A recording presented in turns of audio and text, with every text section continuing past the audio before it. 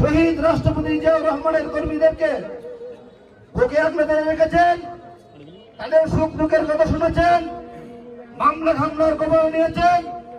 সেই নেতা হচ্ছে আজকের এই মঞ্চে উপবিষ্ট চট্টগ্রাম দক্ষিণ জেলা বিএনপির সাবেক সিনিয়র যুগ্ম আহ্বায়ক জনাব হাসান আবুল কালাম ভাই, যিনি বিগত 17 বছর এই ফ্যাসিস্ট আওয়ামী সরকারের শত নির্যাতন, নিপীড়ন, জুলুম, হামলা মামলার মধ্য দিয়ে বাংলাদেশ জাতীয়তাবাদী দলের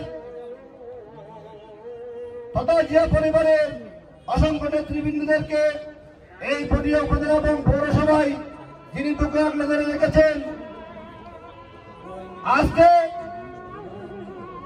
দেখতে পাচ্ছি সুদূর কানাডা থেকে কেউ এই পটিয়ার রাজনীতিতে উঁকি মারছেন। স্পষ্ট ভাষায় বলতে চাই, দুর্দিনে যিনি ছিলেন আমাদের পাশে, আগামী দিনে নেতা হবেন তিনি।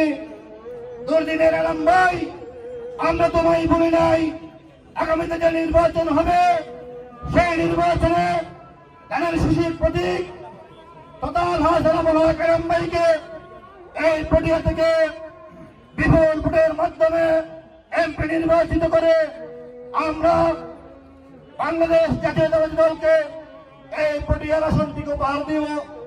এই বক্তব্য রেখে আমি আমার